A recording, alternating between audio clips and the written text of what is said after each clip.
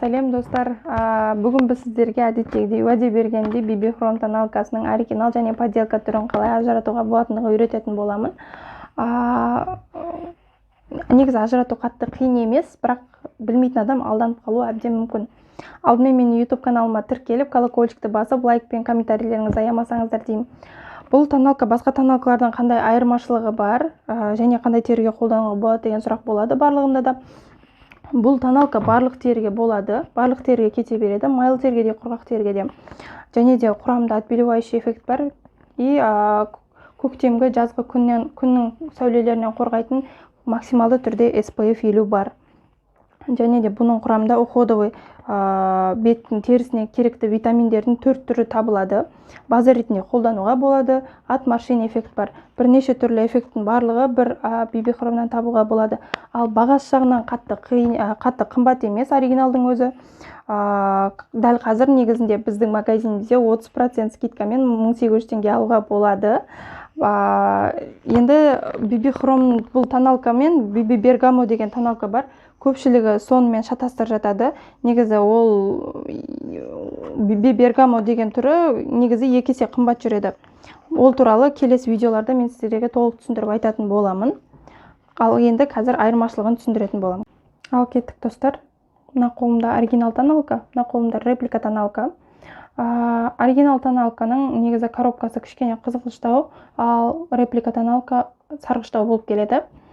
Екінші айырмашылығы артындағы жазуларына мән беретін болсақ, мына жерде ингредиент деген кезде aqua деп жазып қойған, репликада water деп жазып қойған. Көрдіңіздер ме? Екіншіден оригиналда тоны 27, бұл екінші қатарға түскен, мынау бірінші қатарда тұр барлығы. И кішкене қызғыштау штрих-кодтың өзі, репликада аппақ болып тұрады. Тағы да ең оңай жолы негізі ажыратуға болатындығын тюбиктерін алып салыстыратын боламыз. Реплика тоналка, оригинал тоналка. Мынау оригинал, мынау реплика тоналка. Крышкасы үлкенде болады, репликаның оригиналдікі кішкене кішілеу болады. Екіншіден, оригиналда міндетті түрде мынандай алдыңғы видеоларда айтқандай сайттан көретіндей штрих-код болу керек. Ал репликада ондай штрих-код жоқ. Ең оңай жолы ажыратудың осы болып табылады негізінде. Ары қарай кететін болсақ, мына жерде ингредиенттер болсын, ана жақта барлығы басқаша жазылған негізінде. Көшірме емес.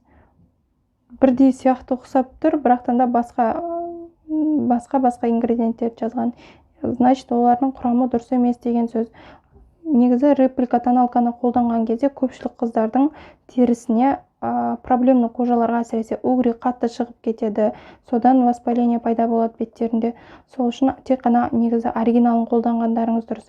Әжім басудың тағы бір себебі осындай реплика тоналка қолданғандардан болады. Сол үшін барынша ақшаларыңызды аямай, қатты қымбат емес оригиналы.